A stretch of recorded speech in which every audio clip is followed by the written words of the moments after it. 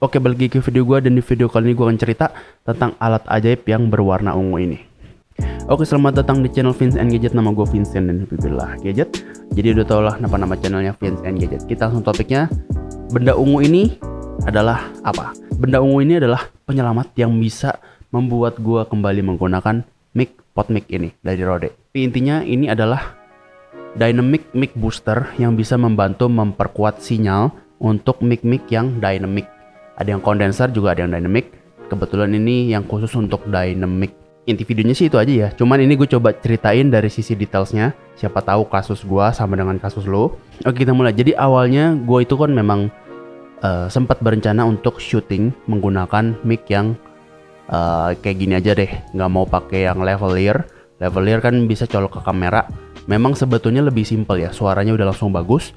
Cuman memang kabel yang dangling itu gue agak kurang suka. Gue pernah coba ganti ke mic yang kondensor yang dari Maono, gue sempat nge-review juga. Itu sebenarnya suaranya sudah sangat bagus, pakai kabel USB, simple banget, tinggal dipakai. Cuman memang yang gue dapetin waktu itu suaranya tuh sangat details, sampai ada orang lewat tuh di belakang atau suara-suara lain di jalanan itu kedengeran. Walaupun waktu itu jaraknya jauh banget, beda sama kasus sekarang ya. Sekarang ini gue pindah bener-bener dekat sama jalan raya, jadi suaranya itu pasti masuk. Akhirnya gue coba mencari mic dynamic. Mic dynamic itu karena punya ciri khas itu adalah mic-nya katanya sangat tahan banting. Udah gitu juga pick up pattern-nya itu sangat sempit, cuman bisa di sedekat ini. Jadi buat gue yang tempatnya outdoor, yang sangat mendekati outdoor yang cukup berisik, itu bisa menjadi sangat membantu. Ini ada suara biola di pinggir jalan, kedengeran gak ya dari sini? Ini udah kepake alat booster ini. Kayaknya enggak sih. Bagus. Nah, kita lanjut. Mic yang ketemu versi dynamic mic yang cocok untuk podcast, biasanya digunakan oleh para YouTuber ataupun podcaster. Itu ada Shure SM7B, tapi itu harganya sangat mahal.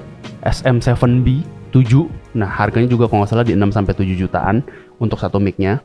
Tapi setelah milih-milih dan lain-lain, akhirnya gue ketemunya dapatnya tuh yang ini, Rode PodMic. Karena bentukannya masih agak cocok dengan setup yang gue mau. Jadi waktu itu pertimbangannya antara Audio Technica atau PodMic ini. Terus gue coba pakai. Settingan gainnya itu sampai mentok, itu baru sinyalnya on. Jadi di knopnya itu kelihatan ya, kalau on sinyalnya pickupnya dapat, itu dia akan hijau. Kalau misalnya udah clipping, dia akan warna merah. Itu juga dengan catatan udah mentok di arah sekitar jam 4, jam setengah 5 gitu ya. Knopnya udah sampai mentok di maksimal. Dan jaraknya juga harus sedekat ini baru bisa kedengeran. Udah gitu ditambah lagi, rumah gue ini kabel groundingnya kurang bagus, jadi sukanya trum. Jadi mulut gue kena mic ini nih, ujungnya nih besinya sering kesetrum. Dan pas gue coba dengerin, pas editing, itu suaranya sangat mendem. Dan suara noise-nya ke pick up tuh sangat tinggi. Gue coba pakai denoiser dari Adobe Premiere. Itu suara gue jadi kayak bindeng. Suaranya lebih kurang jadi kayak gini, kayak gitu. Karena demi ngilangin noise-nya. Ya kan agak sedih ya. Suaranya gue tujuannya pakai dynamic mic itu biar dapat kualitas suara yang seperti podcast. Tapi ujungnya pas di editing malah jadi suaranya kayak gitu. Gue penasaran apakah itu salah dari mic-nya yang gue dapat cacat, apakah kabel yang gue beli ini karena gue beli dari Cina jadi barangnya kualitasnya so-so, atau mungkin si audio interface-nya yang gue pakai ini kurang mumpuni hingga suaranya seperti itu. Gue pernah pakai, suaranya jelek banget, dan gue ada sempat 2 rekaman. Satu rekaman gue upload suaranya jelek, satunya lagi gue nggak mau upload karena suaranya jelek. Gue udah males editingnya lagi. Mungkin kalau yang penasaran mic-nya awalnya gue seperti apa suaranya tuh ada di review yang ini nih. Tuh suaranya noisy banget dan suaranya mendem banget. Gue udah naikin settingannya, audionya, equalizer dan lain-lain, nggak ketolong. Suaranya hanya bisa paling maksimal di situ. Mungkin lo penasaran bisa nonton di sini. Gue cukup bingung ya, karena mic PodMic ini kan bisa masuk sebagai mic yang paling murah meriah digunakan oleh para podcaster. Ya Renaud Kasali, ya siapa Pras, itu semuanya pada pakai itu, dan jarak ngomongnya tuh nggak harus sedekat ini. Mereka tuh jarak ngomong segini, itu mereka sudah mendapatkan suara yang sangat bersih dan jernih. Gue penasaran gimana cara ngeditingnya dan lain-lain. Jadi udah sekitar 6 bulan, bukan 6 bulan lagi, 1 tahun mic ini jadi pajangan aja, cuman dipakai 2 kali. Dan suaranya pun juga hasilnya sangat mengecewakan. Sampai akhirnya gue waktu itu lagi iseng nonton YouTube. Ada yang bukan YouTuber sih, guru musik.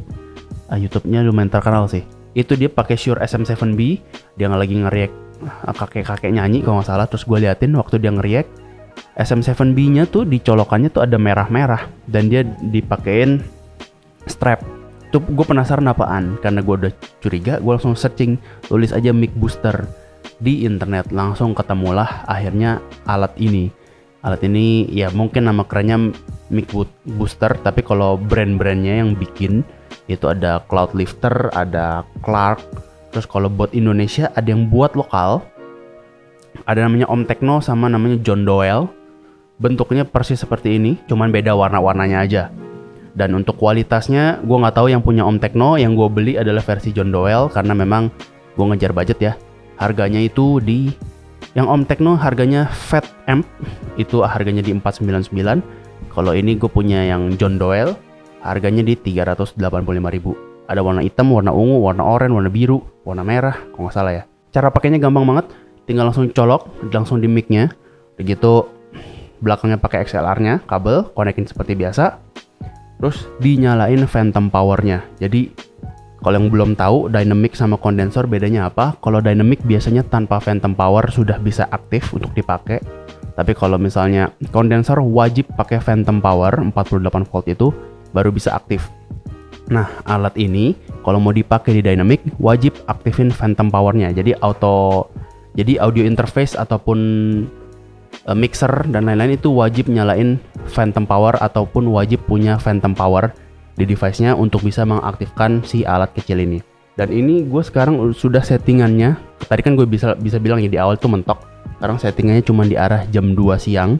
Jadi tadi mentok sampai di arah jam 4, jam setengah 5. Sekarang di jam 2 siang aja itu suaranya sudah, gue bisa lihat sinyalnya tuh sangat tinggi banget. Ini malah udah hampir di titik clipping ya. Gue kalau ngomong kenceng dikit itu udah hampir clipping. Ini ngomongnya pelan-pelan nih. Dengan jarak ya mungkin berapa nih? 3 jari itu gue bisa dapetin suara yang sejernih ini.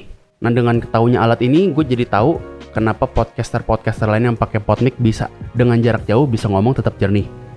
Terus gimana cara taunya? Ini kan ada bentukan panjang. Sebetulnya ini bentukannya ada yang bentukannya kayak gini, ada yang bentukannya box, bisa dikonekin ke kabel lagi. Jadi kalau nggak suka bentukan panjang kayak gini nih di belakangnya, bisa dicolokin pakai XLR lain. Jadi 2 kabel XLR ini taruh di tengah-tengah, atau bisa jadi ini bisa ditaruh di audio interface-nya, nggak harus dicolok di mic-nya.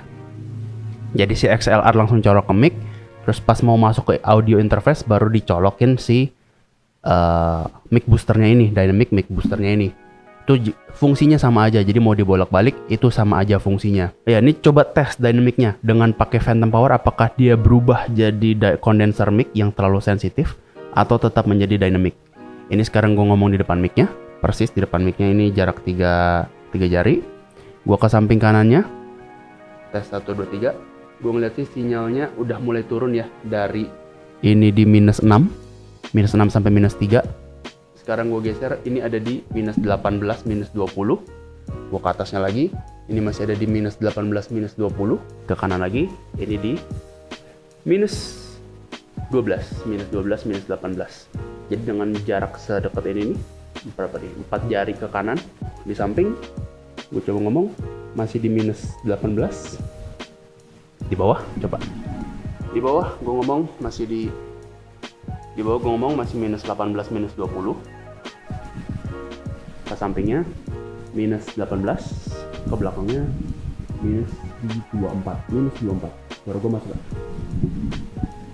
Dan balik lagi ke sini udah balik di minus 6, minus 5 lagi. Oke, gue video kali ini cukup. Kesimpulannya balik lagi, ini alat yang sangat wajib. Kalau yang penasaran pengen beli, gue langsung taruh linknya di deskripsi. Yang gue taruh di link di deskripsi ada yang dari Indonesia aja ya, dari Om Tekno dan dari John Doyle. Harganya ada 385 dan 499. Bedanya di mana gue nggak tahu karena gue belum coba yang punya Om Tekno.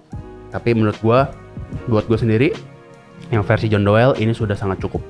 Gue taruh dua-duanya linknya di deskripsi. Gue rasa video kali ini cukup. Like kalau suka, dislike kalau nggak suka. Gue Vincent, thank you for watching. Sampai ketemu di video selanjutnya.